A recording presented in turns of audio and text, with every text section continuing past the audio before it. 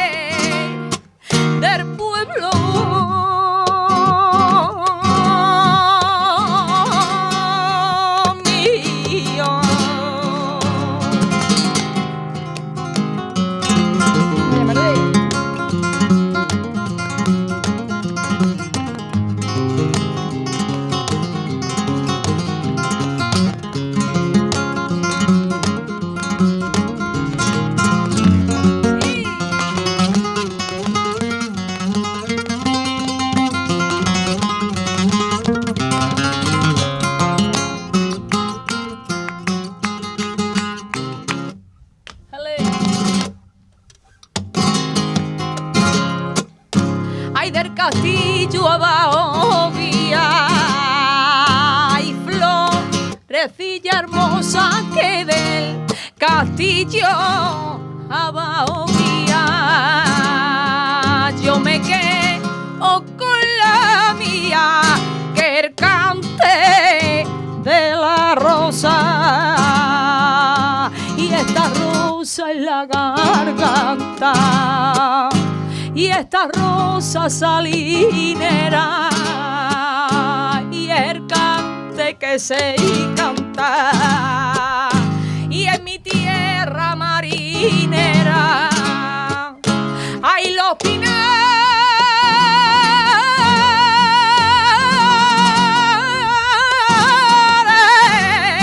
hay agua baja del río, penita y cantaré del pueblo mío, penita y cantaré del pueblo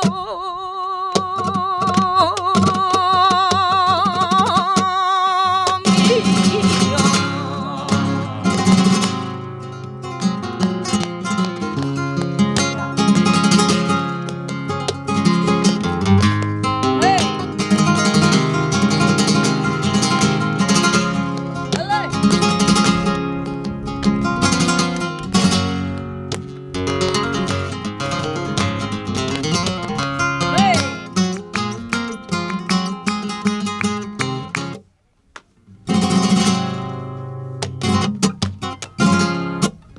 Que por tu ventana sale y es tanta la claridad, que por tu ventana sale y me dice la vecindad que ya está la luna ahí en la calle, que ya está la luna en la calle, que la luna en la calle allí está, y que me lo tienes que dar, tú me lo tienes que dar. Ahí está con de la bota, marataconea, cuando te vengas conmigo, a donde te voy a llevar, y a darte unos paseillos, que por la calle real, que ole, ole y ole, que viva Zaragoza y la Pilarica, que es la más hermosa, que ole, ole y ole, que vivan los toreros y la cuadrillita del banderillero, y la cuadrillita del banderillero. ¡Hey! Muchas gracias. Gracias. Genial.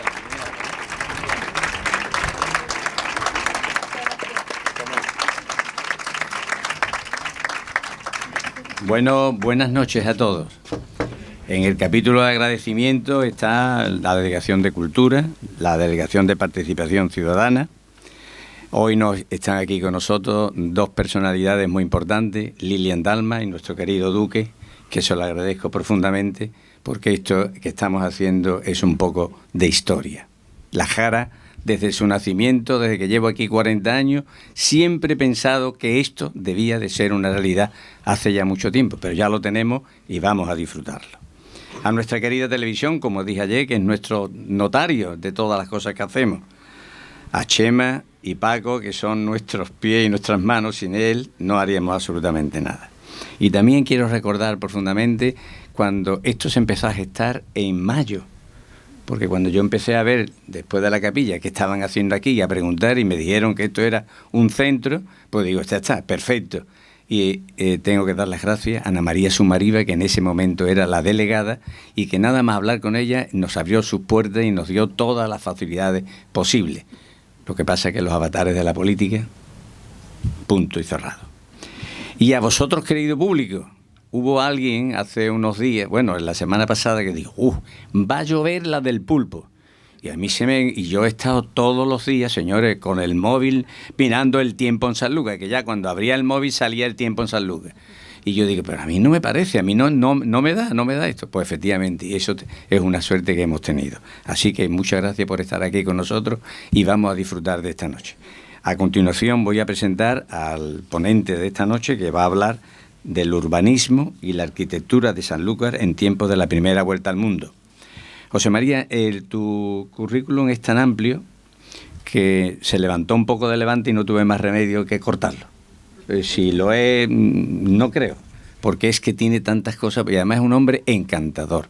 De tal manera es tan encantador que yo me he llevado cerca de 40 años en Cádiz, que hoy lo voy a fichar porque va a ser nuestro guía en una visita que vamos a hacer a Cádiz, que conoce Cádiz maravillosamente bien. Y Cádiz tiene cosas muy bonitas que ver. José María Esteban González, arquitecto y experto en patrimonio. Nace en Chiclana de la Frontera, Cádiz. ¿Digo la fecha? Bueno. Lo bueno es tener años. Eso es verdad. En 1953. Se traslada a Sevilla en 1960, donde cursa bachillerato y preu. Estudia arquitectura de la Universidad de Sevilla entre los años 1970 y 1976. Obtiene el título de arquitecto superior en 1977. Ejercicio libre de la profesión en Sevilla desde 1977 hasta 1986. En 1985 saca por concurso la plaza de arquitecto para la Consejería de Cultura de la Junta de Andalucía, siendo destinado a la delegación de Cádiz. En 1988 obtiene plaza de arquitecto de Diputación, funcionario de carrera con el número 1 de su promoción, trasladándose de nuevo a la Consejería de Cultura de la Junta de Andalucía como jefe del Servicio de Coordinación desde 1989 a 1997, cuando obtiene por concurso la plaza de arquitecto director del área de infraestructura de la Universidad de Cádiz. Ha ejecutado restauraciones con encargos de la Consejería de Cultura en monumentos de las provincias de Huelva, Sevilla y Cádiz, el Balneario de La Palma, la finalización del Teatro Romano, las Torres Miradoras de Cádiz, emergencias en la Catedral y coordinaciones y colaboraciones en innumerables monumentos de toda la provincia de Cádiz. Pertenece al Grupo SICA de Investigación de la UCA sobre estructuras bodegueras. Es profesor de los másteres de Patrimonio Arqueológico, de Logística Portuaria y de la Escuela de Medicina del Deporte y la Educación Física de la Universidad de Cádiz. Ha realizado como director y comisario varias jornadas y exposiciones en diferentes lugares sobre temas de arquitectura y urbanismo. El color en Cádiz, el tratamiento de la piedra en Cádiz, el Hospital de Mora, un siglo de historia, el urbanismo del siglo XX en Cádiz. Ha dado clases en las universidades de UCE, UCA y UAL, así como cursos de doctorado en varias universidades. Es académico de número de la Real Academia de Bellas Artes de Cádiz desde 1997, cuyo discurso de ingreso versó sobre la arquitectura y el patrimonio. Ha sido elegido el pasado 25 de marzo como presidente de esta corporación. Es máster de Arquitectura y Patrimonio por la Universidad de Sevilla y el Instituto Andaluz de Patrimonio Histórico en 1997. Pertenece desde el año 2000 al Ateneo, el Ateneo de Cádiz, indudablemente. Bueno, si un día hace levante, podrías venirte para acá. Siendo vicepresidente primero de la Junta. José María, es un privilegio tenerte aquí. Muchísimas gracias por tu presencia. Gracias. Muchas gracias.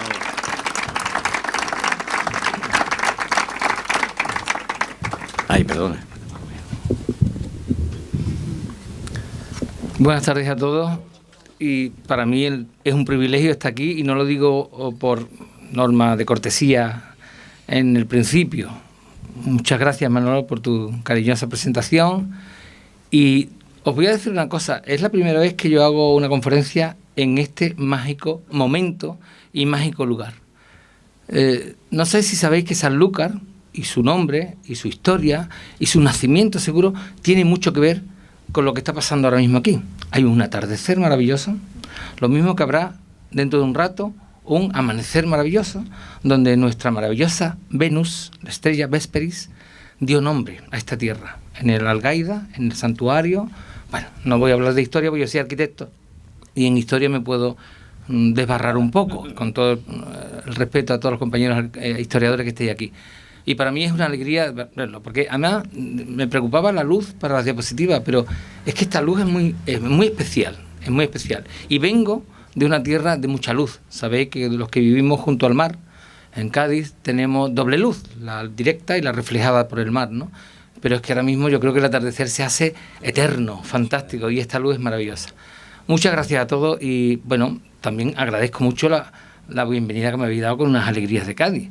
Estas cantes son muy de La Viña, perdón, de Santa María y muy del barrio del flamenco que tenemos en Cádiz, y me ha encantado escuchar tanto a Alba como a Lin. Voy a empezar, porque no quiero quitarle tiempo a mi amigo Fernando, y simplemente saludar a don Gregorio y señora, encantado. Alonso y señora, a Lilian y a muchísimos amigos que estáis aquí conmigo de nuevo. Y Manolo, muchas gracias por traerme a Sanlúcar, que siempre para mí es un privilegio venir aquí. Bueno, vamos a empezar.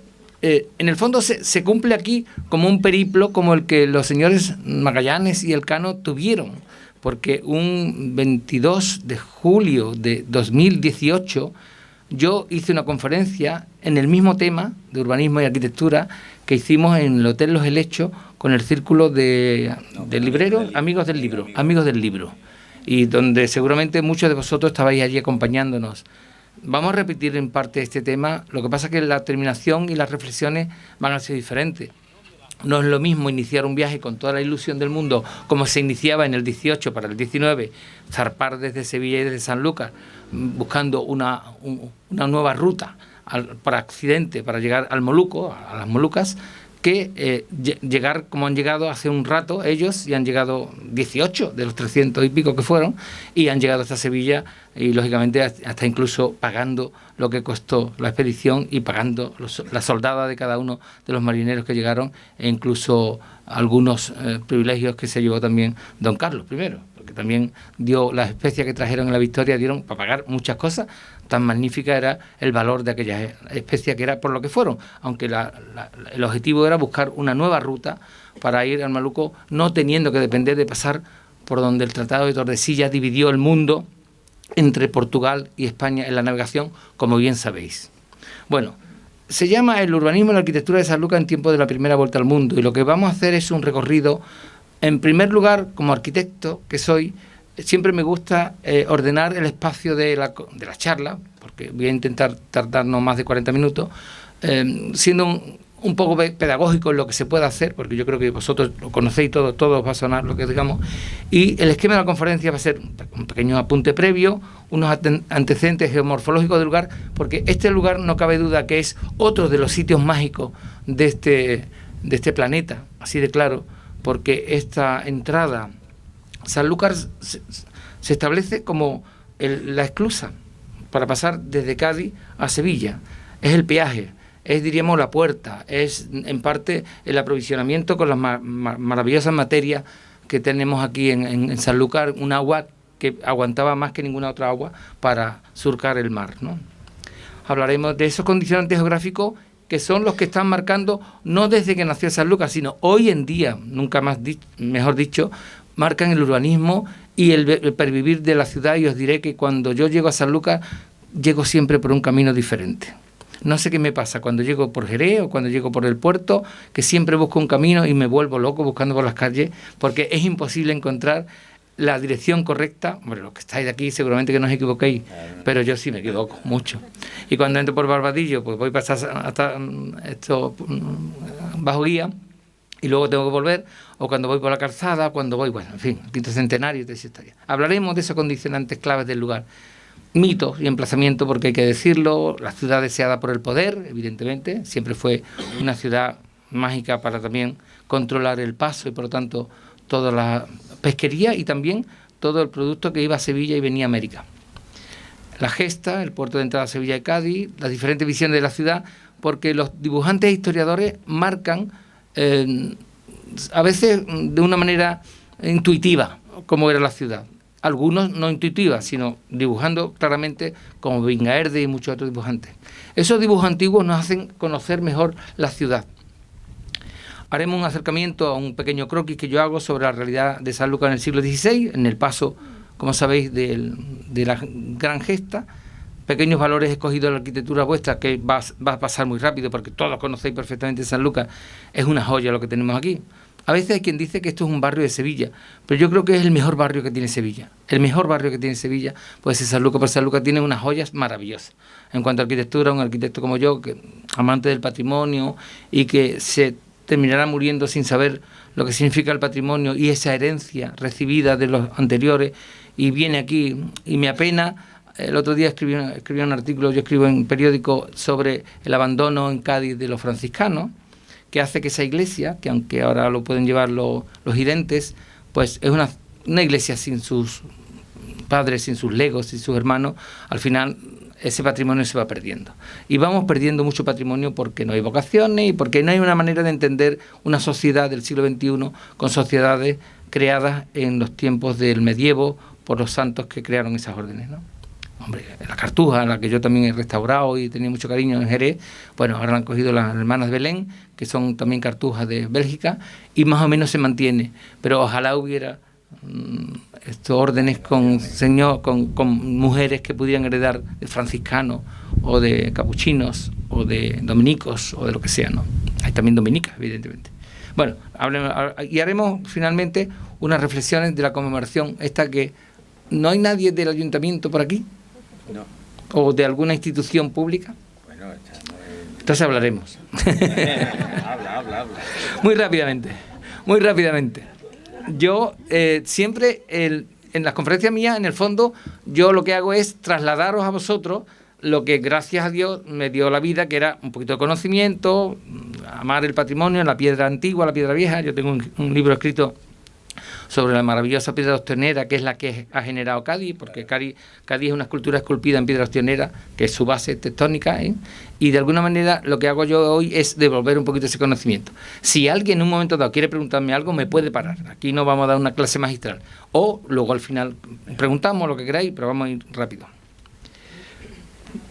Ese señor Geoffrey Chaucer, no sé si os suena, pero fue el que escribió los cuentos de Canterbury. Los cuentos de Canterbury eran cuentos que se inventaban una serie de peregrinos cuando iban a Canterbury, y cada noche cada uno contaba un cuento, y en el fondo esos cuentos hicieron que la empresa de llegar en ese peregrinaje hasta Canterbury fuera agradable, amable y corta, como los que hacemos el Camino de Santiago, que en breve también haré otro periplo en el Camino Sanabrés. Al final, quien nada emprende, nada concluye.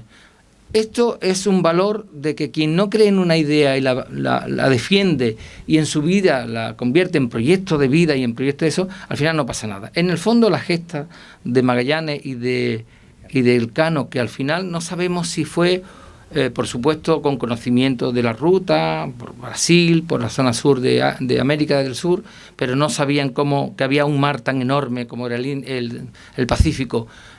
Al final, quien no cree en eso no es capaz de iniciar nada.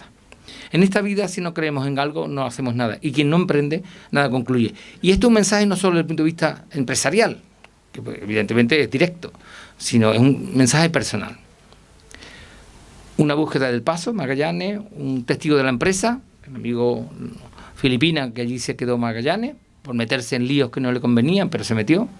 Antes hablaba con Manolo de que el amigo Cortés sí supo aliarse con Moctezuma para vencer a los otros, y como este señor intentó unirse con el rey Azuelo de Cebú y al final terminó trasquilado. Y luego al final era un valor económico que es el que mueve todo, buscar especies. Pero en el fondo yo creo que ellos no sabían que la vuelta al mundo era redonda del todo, ni que de alguna manera había un camino. De hecho no lo supieron hasta que no cortaron el estrecho de Tierras del Fuego y convirtieron la ruta en una vuelta hacia las Indias por la parte occidental.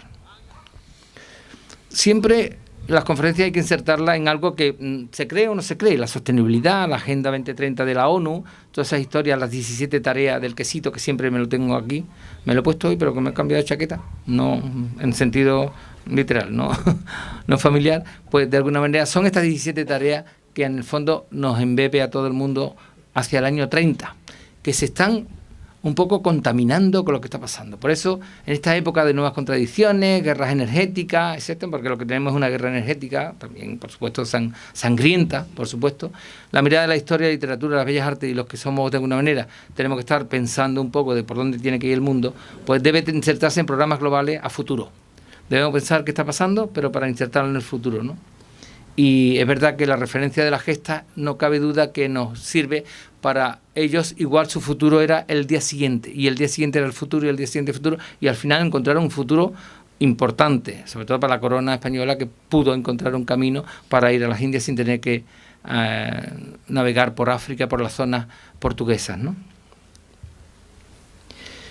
El sitio es importante. El sitio donde nos hallamos era un mar enorme, el mar que se llamaba Ligustinus, que ahora los historiadores lo han puesto como el mar tartésico. No cabe duda que el concepto tartésico es un interland, está entre Huelva, Cádiz, Sevilla y la desembocadura de las grandes aluviones del Guadalquivir y el Guadalete, que con el tiempo y el plegamiento alpino al final emergieron nuestros dos cauces importantes, el Guadalete y sobre todo el Guadalquivir, que nos pasa por ahí delante y que fue el que generó que se situaran aquí ciudades, fundamentalmente, en principio fueron mitos religiosos, el santuario de la Alcaida, y esa estrella Vesperi que aparecerá con la luna, que es Venus, siempre aparece con la luna y siempre es la última que se oculta cuando amanece el sol, y que da el sitio y el nombre a esta ciudad. Esa formación del mar, que también algunos hablan de la Atlántida como elemento que pudo estar en esa desembocadura. Bueno, al final, como veis, ahora mismo es una enorme bahía fantástica donde Sanlúcar la Sierra, donde mi pueblo, que es Chiclana, abre el desagüe del Santipetri, y donde Cádiz se sitúa en unas islas, las Gadeiras, que emergen con el plegamiento alpino. Por eso son la piedra accionera, en el fondo es un conglomerado, no es una roca, por supuesto, es un conglomerado de arenisca con todas las valvas de los moluscos que emergen cuando la presiona y se ciega ese mar, y que gracias a ese, diríamos, ese conglomerado existen todas las ciudades de la bahía. Evidentemente también aquí hay restos, pero hay más rocas tioneras, piedras tioneras en la zona de la bahía y fundamentalmente Cádiz, que cuando vayáis os lo explicaré perfectamente, de cómo se emerge esa ciudad esculpiéndose en la propia base tectónica del conglomerado.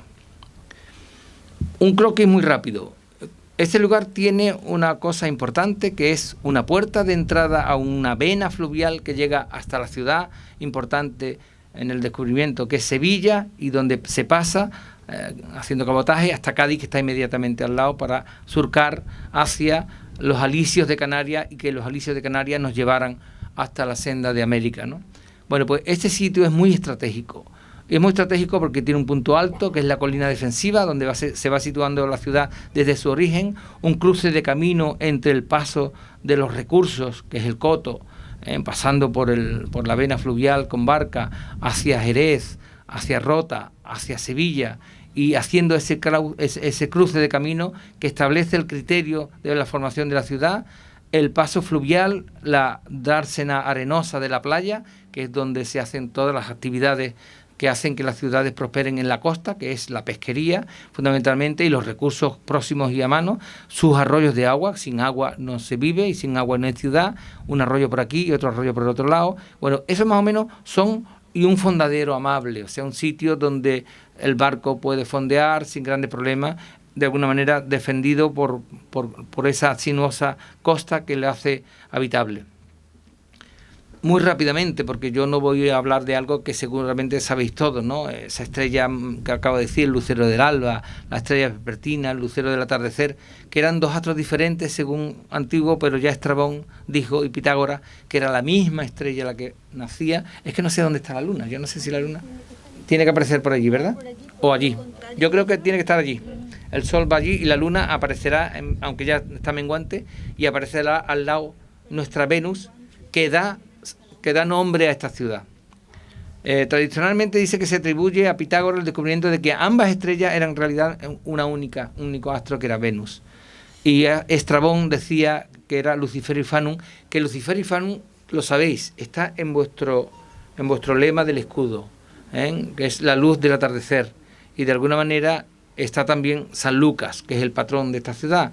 Pero yo creo que San Lucas es una apropiación religiosa cristiana de lo que fue el nombre de Soli Lucis, el lugar de la luz, el lugar del sol, donde se pone el sol en el atardecer maravilloso, donde está el santuario. Sabéis que el atardecer en los antiguos era fundamental, era el ocaso, era donde los dioses descansaban, donde los muertos tenían que descansar, sobre todo en nuestra costumbre fenicia, como sabéis, en el Líbano, Tiro y Beirut, en sus islas próximas en el frente, al atardecer, es donde hacían sus enterramientos. Y Cádiz, en el fondo, también hace su enterramiento desde Doña Blanca en las islas de Cádiz, que es donde están los yacimientos de, bueno, los enterramientos más importantes, no solo fenicios, sino púnicos y romanos. En esas islas, frente a lo que era el estuario de Mesas de Asta y donde era Doña Blanca y toda esa historia. Aquí pasa algo por el estilo. Y además sigo viendo que esa luz no se quiere ir y es una luz magnífica, con las nubes se pone rojiza y se pone de unos colores fantásticos. Bueno, ese fosforum hierum locum dovia de Estrabón es lo que da nombre a esta ciudad. Y vuestra ciudad pues rica en, bueno, en arqueología, porque desde muy antiguo se ha habitado este lugar, fundamentalmente porque tenía agua buena, porque tenía campos buenos, porque tenía buena pesca, como pasa en todo el arco del estrecho, con el atún, y porque de alguna manera era un sitio muy amable para el humano.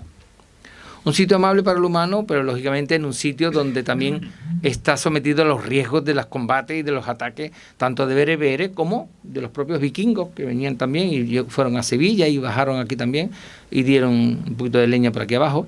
Y el término Barrameda, ¿sabéis de dónde viene, no? Podéis leer ahí, ¿no? Es que Sanlúcar viene de lo que os he dicho antes. Puede ser Soliluquis, el lugar del sol, del atardecer y del amanecer. San Lucas como apropiación lingüística del santo patrón de la ciudad, que en el escudo veis al buey de San Lucas con las alas, y veis una estrella que es Venus, y arriba pues Lucifer Ufanum. Pero Barrameda, claro, la barra, ¿no? Pero viene del árabe. Significa Barrameda. Barrameda significa tierra a la vista, pero también Barrameda, Bab al-Medá, Bab es puerta en árabe, Bab al-Medá significa puerta arenosa. Es que es evidente. O sea, nuestro nombre de Barrameda viene por ni más ni menos que la barra de San Lucas de Barrameda, es la barra que de vez en cuando desde el Coto, con esas flechas que vienen desde el Algarve, o sea, vienen desde, conocéis en el Algarve, conocéis en Río Piedras, en Cartaya, en la zona del Epe. Bueno, todas esas son arenas que vienen hacia el Mediterráneo, van aterrando el Mediterráneo y aparecen unas flechas, como aquí, que hacen que la navegación hiciera que empujaran un poco para Cádiz la casa de contratación, de alguna manera, porque los barcos, cada vez que eran más grandes, con más cabotaje, pues lógicamente con más peso, pues tenían que pasar por la barra y no podían. Incluso hoy me he quedado maravillado porque estaba tomando una copa en donde hay que tomársela, en Bajo Guía, y de pronto aparece un crucero de esos medianos que va para Sevilla. Sí. Y digo, jolín, qué alegría, ¿no? Qué alegría que se quedara también en Cádiz, pero es lo bueno, porque siempre hubo cruceros hacia Sevilla que pasaron y me hicieron recordar a los grandes navegantes que hoy le hacemos su pequeño homenaje. Evidentemente el poder sabe de esos sitios, sabe de ese poderío económico y sabe situarse. Viene de Medina Sidonia como primer lugar, pero luego viene a enclavarse aquí en Sanlúcar, ¿no? Alonso Pérez de Guzmán, ayudando a Alfonso el Sabio en las conquistas del sur, pues lógicamente el señorío de los Guzmanes se hace potente, y aquí veis cómo ese escudo va trasladándose en el tiempo. Y el otro día entré a estudiar el significado, yo no sé heráldica. Yo soy arquitecto y sé muy poco de arquitectura, pero la heráldica es muy importante, porque realmente sabéis de dónde viene Guzmán, lo sabéis, sobre todo supongo que Alonso lo sabrás, y eso. Es que es una deformación inglesa de la palabra good man, ¿no? Significa buen hombre, pues que era bueno con sus vasallos y con sus huestes. Era un señor que trataba muy bien a sus soldados y le llamaban Guzmán, y son bretones, son de la Bretaña y vienen de la parte francesa con Inglaterra, y son señores que vienen hacia aquí, son mercenarios en principio, señores que ayudan en la guerra a reconquistar las tierras a los árabes, ¿no? Y ese señor Alonso Pérez Guzmán le ayuda en Tarifa y tira su puñal, que no es una leyenda, porque en el fondo aparece siempre al final en el escudo tirando, y además el lema es inmediato: un padre debe anteponer la patria a los hijos. Y eso es el lema del escudo de la casa de Medina Sidonia. Preferi patria liberis parentem decem. Significa, un padre debe anteponer la patria a los hijos, que en el fondo fue el puñal que lanzó Alonso Pérez de Guzmán para que mataran al hijo frente a la conquista de Tarifa. Bueno, y luego los calderos y las sinoples, las serpientes. Yo no me voy a meter en esta historia porque puede ser muy larga y eso, pero evidentemente está aquí Castilla-León, están los dos calderos, están las serpientes. En el fondo, los calderos es dar de comer. El Guzmán significa un hombre agradable con su con su ejército y con su hueste, y da bien de comer, y esos calderos significa la generosidad del señor con respecto a sus vasallos y con respecto a sus soldados, y esos calderos dan de comer. Serpiente, que pues, poderío, poder, la sinople, que significa, bueno, yo te doy de comer, pero te quiero bravo, luchando conmigo. Hay muchas historias muy simpáticas y muy buenas con el tema de la heráldica. Bueno, muy rápidamente, porque la primera castillo que se entiende que se creó es un castillo de las 7 torres, árabe, parecido al de Orce o parecido al de Almería, que están aquí, y el señor de Guzmán es el que realmente ha hecho la estructura de esta ciudad y ha creado el poder de esta ciudad y lo ha hecho grande con toda la arquitectura y el patrimonio que hemos heredado gracias a esos señores, a toda una gran dinastía del ducado, primero señorío de Guzmán, pero luego ducado de Medina Sidonia, que ha dejado una de las ciudades más bellas de Andalucía, sin duda, y no lo digo porque ustedes estén aquí presentes, lo digo porque cada vez que vengo aquí me quedo maravillado, cada vez que descubro una piedra o una fachada. Mi amigo José María Pericache está aquí y de vez en cuando rascamos las fachadas aparecen la nobleza de las arquitecturas que yo siempre digo, los trampantojos. Viene del francés una trampa para el ojo, ¿no? Trampet d'œil, que significa el que tú simulas una fachada como si fuera de piedra cuando está pintada. Cuando no tenemos buena cantería, simulamos pintando las arquitecturas y fingiéndolas como si fueran casas nobles. Y eso se llama el trampantojo.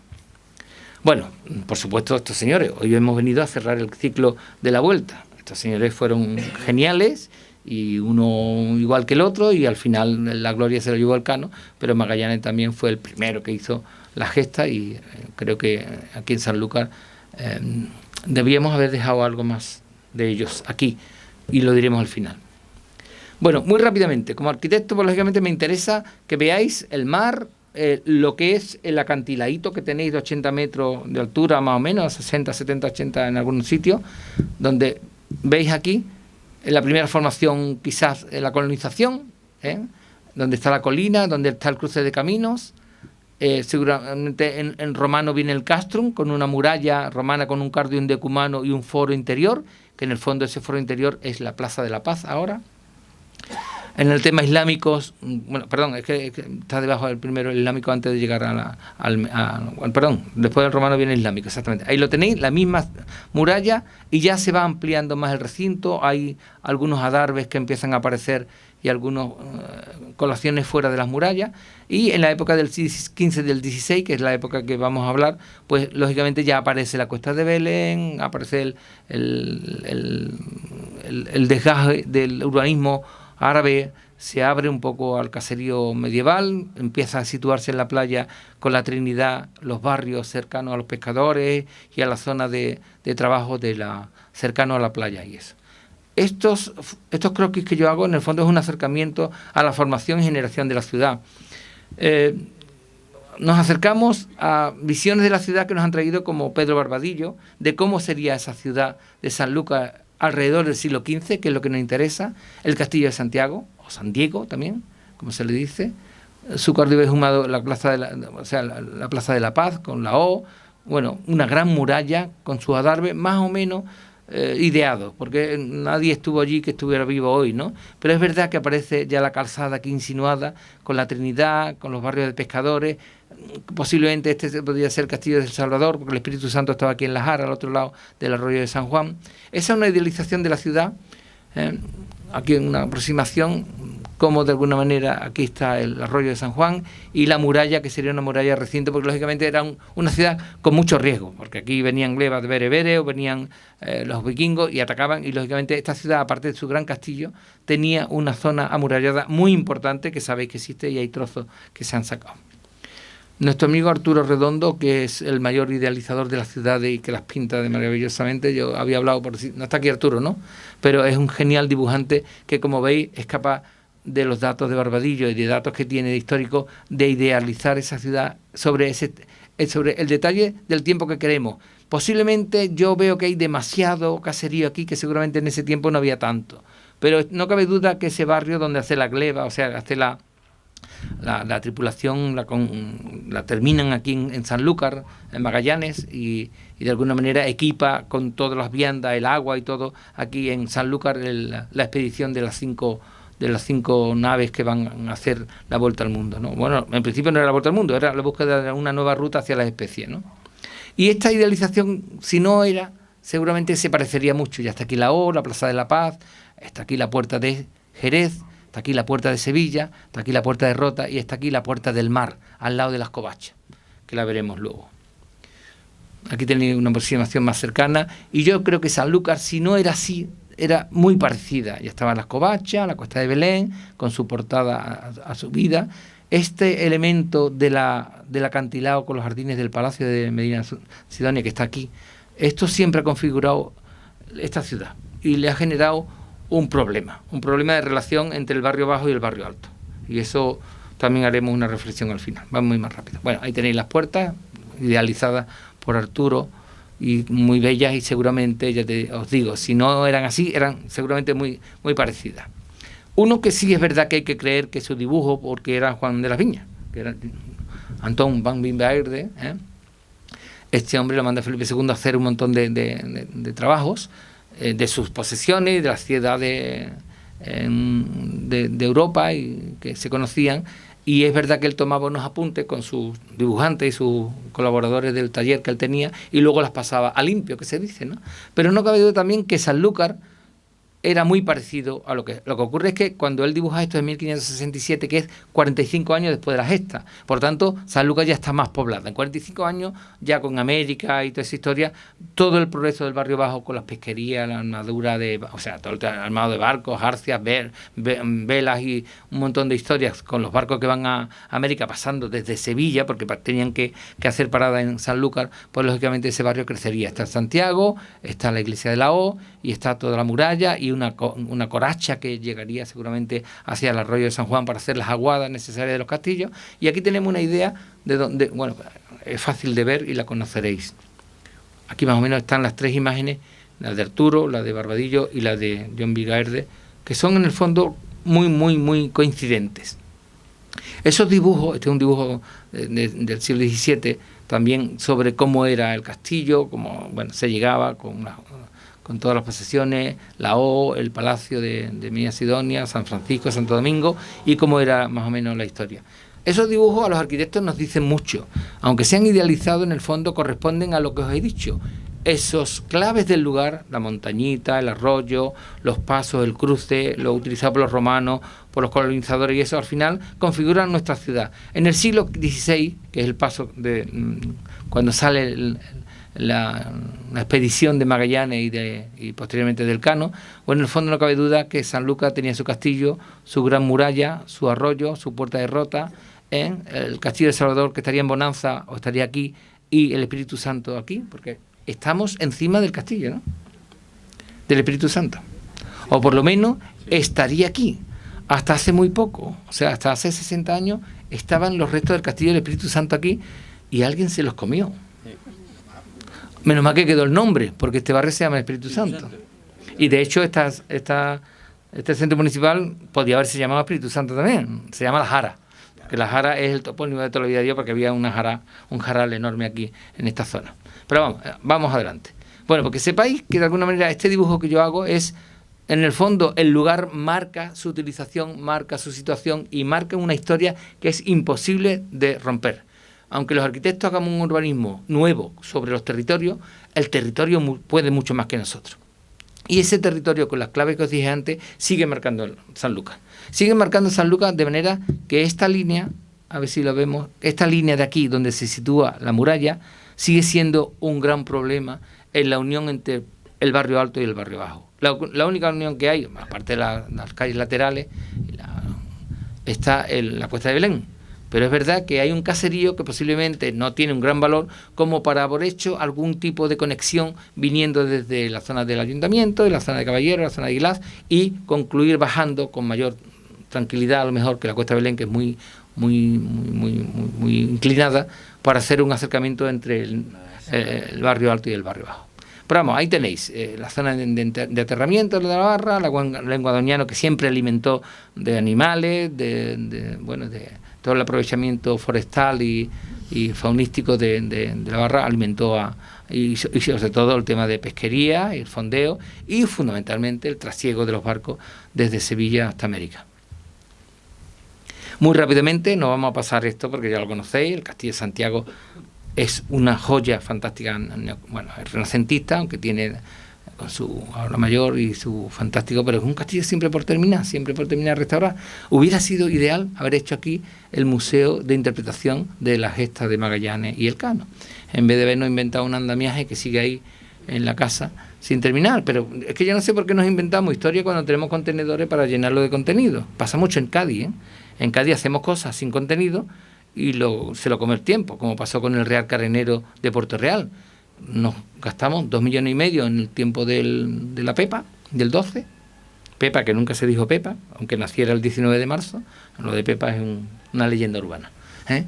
Y en todo caso, creo que hay espacios y edificios en Cádiz para meter soluciones de museo, de esa historia, y no hay por qué hacer trabajar a los arquitectos sobre cosas que luego al final no prosperan. Ha pasado mucho con Puerto América, con el Museo del NA, que se dice, y esas cosas. Pero es que aquí este edificio está con contenido, hay cositas, pero no termina de fraguar, con todo mi respeto, definitivamente. El Salvador, que lo vimos ahí en la playa, cerca de Bonanza, que quedan restos, de una pena que esto esté muy mal y se podía restaurar. Esto es lo que quedaba aquí arriba, el Castillo del Espíritu Santo.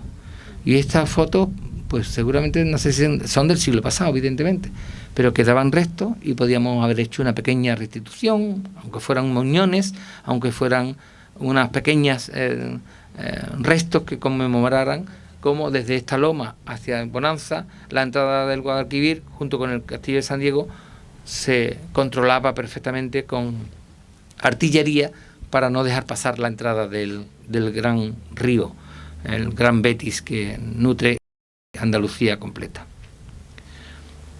La iglesia de la O, una maravilla. Yo creo que, bueno, de los mudéjares más importantes que tenemos, esa portada de los de la Cerda y Guzmanes es fantástica y gracias a Dios está bien tratada y bien restaurada.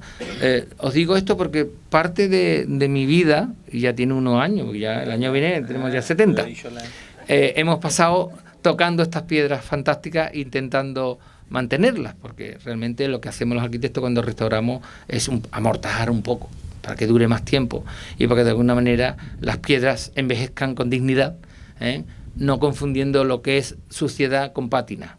La pátina es la historia y la suciedad es lo que hay que limpiar, con mucho cuidado, porque hay momentos donde si tú limpias la suciedad te puede llevar la pátina. Las piedras también envejecen, se oxidan, toman colores maravillosos, y sobre todo nuestra piedra de la Sierra de San Cristóbal, que es débil, pero es una piedra muy cariñosa con el color que tiene y muy fácil de labrar.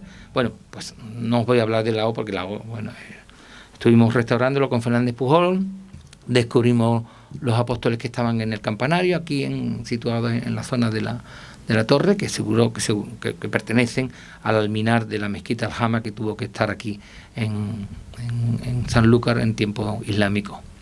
Y siempre el escudo de los de la Cerda y los Guzmanes, siempre enfrentando y haciendo maravillosas obras de patrimonio para esta ciudad.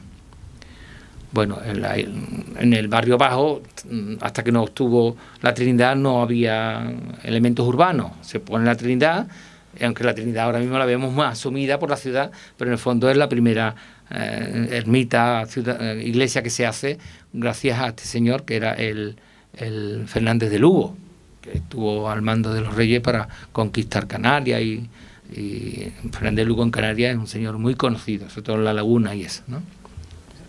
Por el ducado. Y nos quedan unos alfarjes. Los alfarjes son los techos mudéjares. El la O es fastuoso. Además, cuando lo restauramos, es una cosa muy, muy importante y complicada de hacer, Esas lacerías, esos trozos al estilo árabe, o sea, mudéjar, árabe, es musulmán, porque usamos el término árabe con mucha facilidad, y los árabes son de Arabia. El término es más bien musulmán, o islámico, Bueno, pues todas esos tejados, esos alfarjes de par y nudillo con su alfajor arriba y fantástico, eso nos queda, ya no es imposible hacer estas cosas. Lo que hay que hacer es restaurarlas para que no se nos pierda. Esto es la Trinidad. El Palacio del Ducado, fantástico.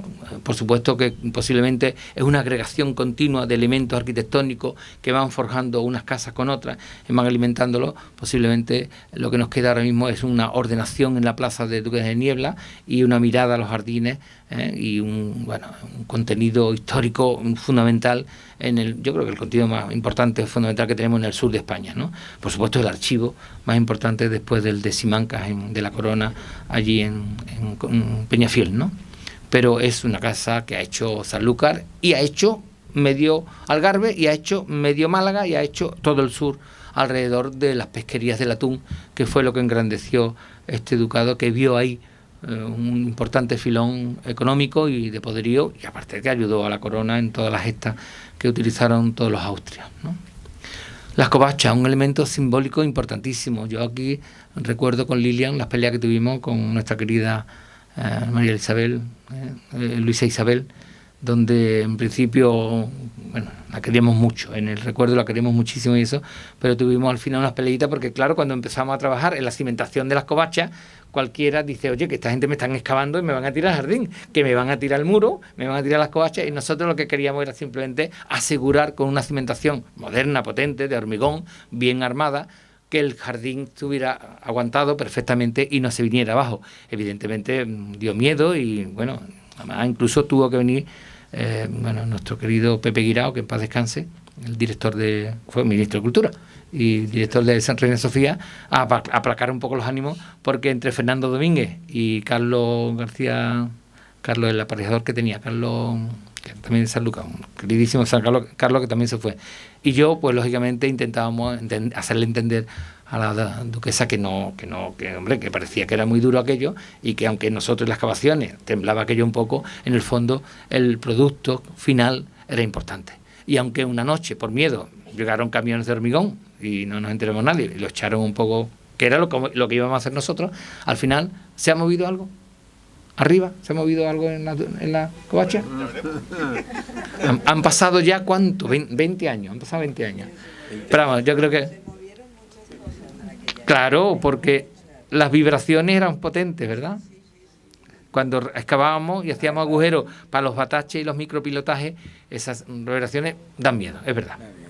Muy bien. Bueno, las covachas le tenemos un cariño y, gracias a Dios, de lo que era esto, que además se aterró en el siglo XVII, rápidamente se dejó la calle, se aterró, y nosotros lo que hicimos es bajar el nivel para sacar todos los arcos conopiales fantásticos que tienen las covachas, y sacarlo y poderlo utilizar como ahora se ha utilizado. Ahora está, bueno, hoy está el Museo de la Manzanilla, pero es un espacio utilizable muy bello. No estaba yo de acuerdo con estas armaduras, pero como el miedo puede a muchas cosas, esa armadura de los arcos formeros que se pusieron ahí para evitar que pudiera algún tema, las bóvedas no se rompen. Si hay peso arriba, no se rompen. Cuanto más peso tengan las bóvedas, más aguantan. Esto es lo contrario de lo que cabría pensar, nos dice un arquitecto. Y los arcos están bien formados, y el muro el problema suyo es avanzar hacia adelante con todo el flujo del jardín, y sobre todo cuando se humedece, que todos los materiales que se humedecen son más blandos y al final puede fluir el muro. Bueno, pues lo que hicimos es aguantar ese muro cuando hicimos las obras de las covachas, que está maravillosa. Y también esto da para una conferencia, habla de los monstruos del cuarto duque de Medina Sidonia, donde pone ese muro diciendo, aquí está el señor, la playa está ahí, el poder está ahí, pero quien manda soy yo. Y el que se porte mal conmigo, le mando los dragones y le mando los demonios y le mando todos estos señores que están custodiando mi palacio. Y los pone ahí delante. Eso es muy interesante. Eso es más, yo lo dejo más a criterio de Fernando. Tenemos que estudiar el estudio estilístico de todo el material escultórico de las covachas, porque es muy interesante. Y las covachas seguían, seguramente tenían, veis que están por terminar, otra planta. Tendría otra planta y un balcón noble donde el duque se asomara y saludara al pueblo. Y bueno, sabéis que el poderío también tiene que reconocerse visualmente. Y bueno, todo el mundo tiene su palacio y tiene su balcón para saludar. Muy rápidamente, vamos. Bueno, el tema, aquí está el monasterio de las Clarisas, Regina Celi, que también restauramos en su tiempo en el 92. Es que tenéis unas joyas maravillosas en los conventos geniales. Va muy rápido ya. Eso es. Bueno, aquí estamos también con Madre de Dios. Al lado estamos nosotros viviendo en los helechos, al lado, fantástico. San Francisco, qué decir, en San Francisco hemos restaurado más sus esculturas y sus imágenes de Semana Santa que el propio templo. Gracias a Dios está bien y no tiene grandes problemas. De los pocos retablos de madera de boj, aquí está. Fantástico, sin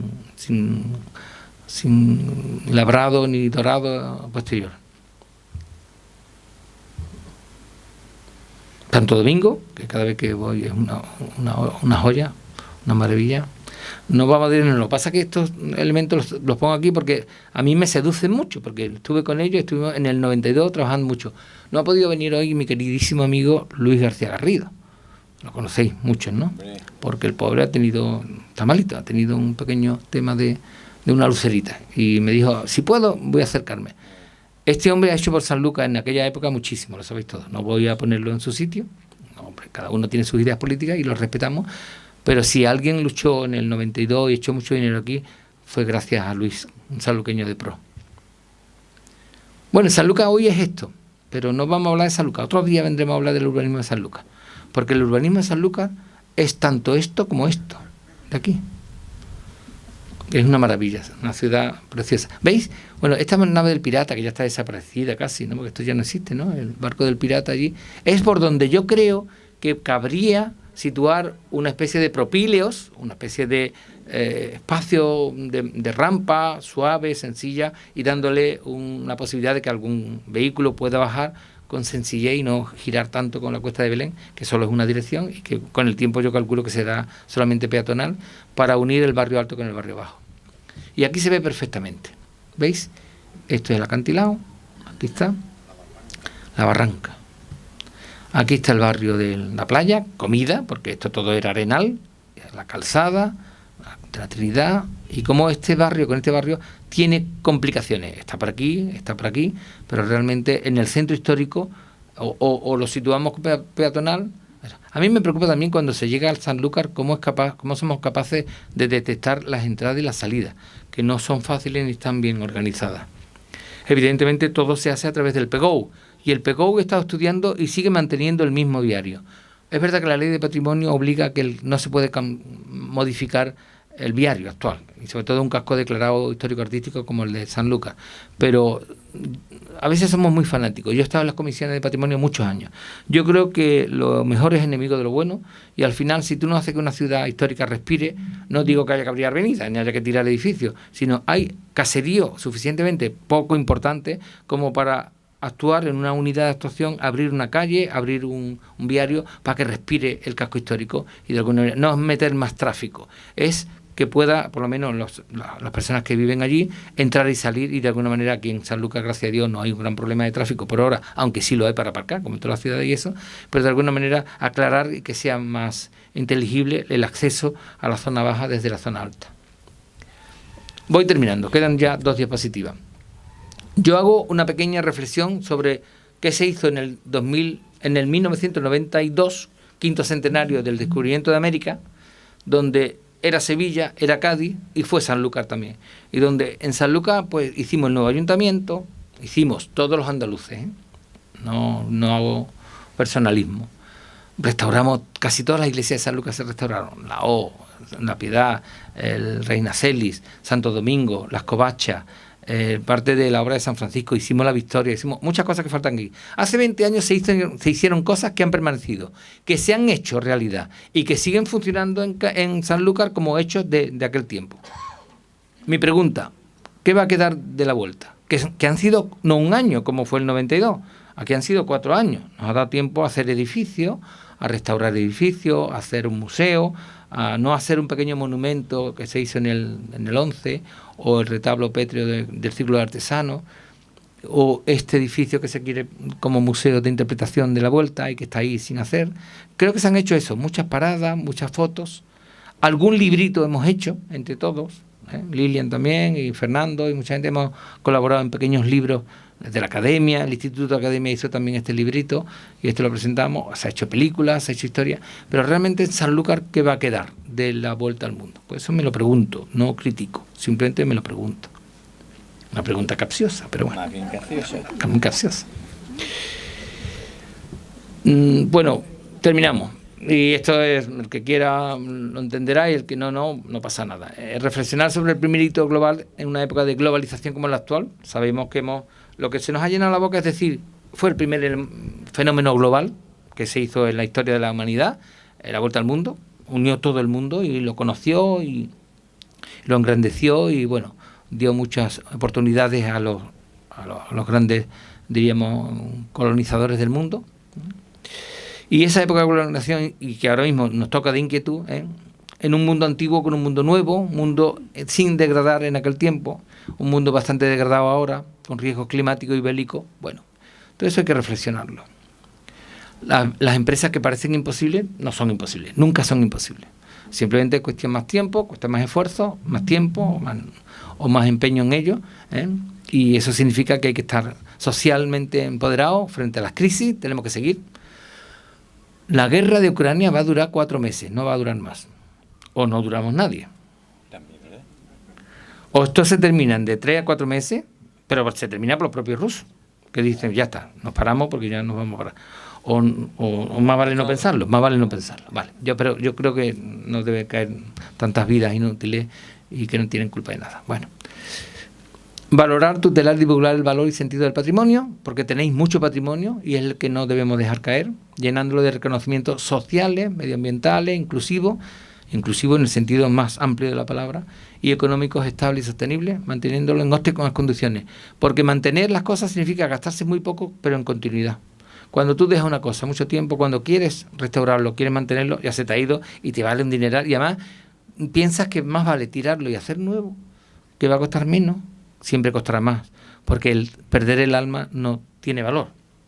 El patrimonio, si hay algo que valoramos en el patrimonio, es su autenticidad. Lo auténtico vale, la parodia o la réplica o la copia, eso es carnaval, eso no sirve para nada. Ahora, una piedra hecha por canteros del 17, del 13, 14, del 15 o el castillo, eso vale. Eso tiene sentido de historia y de herencia propia. Lo demás podemos rehacer todo, pero eso no vale la pena. Potenciar los recursos futuros. Sanlúcar tiene un potencial bestial. Siempre lo ha tenido y hay que rescatarlo. Y debemos creer en ello, a pesar de los que nos representen. Es un esfuerzo de sociedad con valores sostenibles, saludables y una nueva visión del patrimonio cultural en una ciudad de enorme potencial. Y hay que dejar una herencia en forma de mejoras urbanas, sociales y económicas, que es lo que, de alguna manera, yo le digo a mis compañeros arquitectos de Sanlúcar, que intenten resolver los temas que tienen, porque además es complicado. Sanlúcar es bellísimo, pero es una ciudad que es dura de entrar, dura de registrar, dura de reconocer. Disculpar tanto tiempo y perdón. Bueno, y muchísimas gracias por todo. Bien.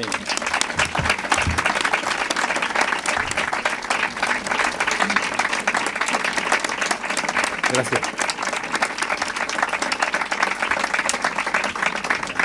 Mientras vienen los cantadores, les voy a hacer entrega de nuestros caldos. ¿Caldos? Bueno, caldo con el calor de Delgado Zuleta, que te va a encantar. Y un pequeño detalle que espero, como a él le gusta tanto la piedra y ha hablado de la piedra, pues le vamos a dar una piedra, indudablemente. Espero que te guste. ¿Vale? Mira qué cosas bonitas. Enséñalo ahí para que lo veas.